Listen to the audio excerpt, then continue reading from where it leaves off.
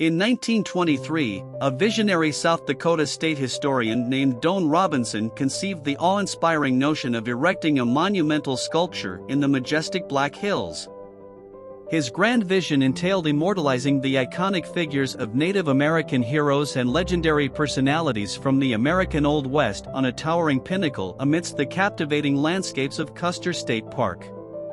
Yet, when the esteemed American sculptor Gutzon Borglum was entrusted with the responsibility of designing and bringing this extraordinary project to life, he made a pivotal decision.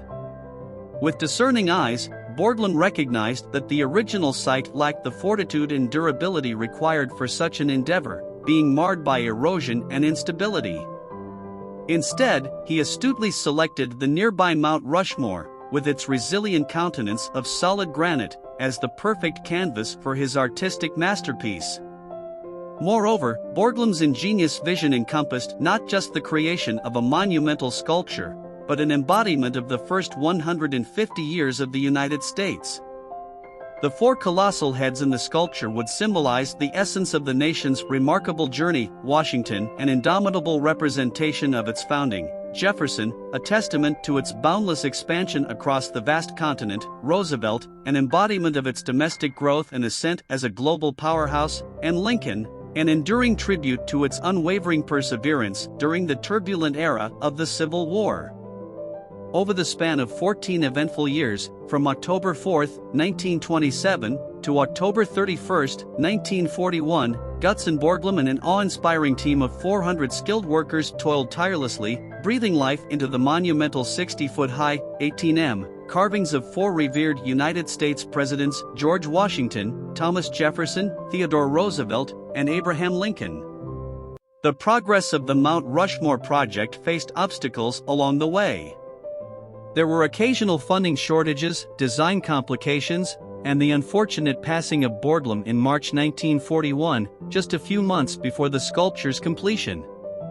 To overcome these challenges, Borglum's son, Lincoln, assumed responsibility for the final stages of the undertaking, which eventually concluded in October 1941.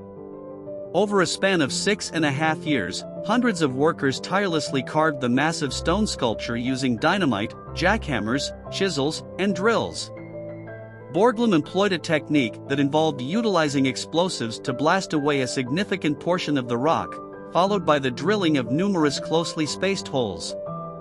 The remaining rock was then skillfully chipped away until the surface became smooth. Throughout the process, around 450,000 tons of rock were removed and piled up at the base of the memorial. The majority of the nearly $1 million cost was covered by the federal government, with additional funds coming from private donations. The heads of Washington, Jefferson, Lincoln, and Roosevelt were consecrated at different times, with Washington's in 1930, Jefferson's in 1936, Lincoln's in 1937, and Roosevelt's in 1939. Originally intended to symbolize the triumph of modern society and democracy for the current indigenous inhabitants, Mount Rushmore carries a different meaning for the Lakota Sioux. To them, the monument represents a tale of struggle and desecration. Back in 1868, the Sioux were promised their rightful territory, including the beautiful Black Hills, by the U.S. government. However, this promise was short-lived due to the discovery of gold in that very land. Subsequently, in the 1870s, an influx of white settlers migrated to the area, leading the federal government to coerce the Sioux into relinquishing the Black Hills portion of their reservation. Fast forward to 1890, a tragic event took place known as the Wounded Knee Massacre. Historian D. Brown's account, as summarized by PBS, vividly describes this horrifying incident as a battle between the U.S. Army and Native Americans. It was during this clash that countless unarmed Sioux women, children, and men fell victim to the merciless gunfire of U.S. troops.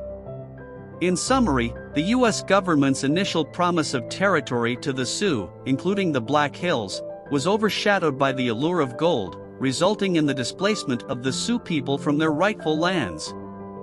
Tragically, this history culminated in the Wounded Knee Massacre, where innocent Sioux lives were tragically cut short by the actions of U.S. troops. In 1980, The United States Supreme Court made a significant decision known as United States versus Sioux Nation of Indians. This ruling acknowledged that the Sioux people had not been adequately compensated for their land in the Black Hills, including the iconic Mount Rushmore.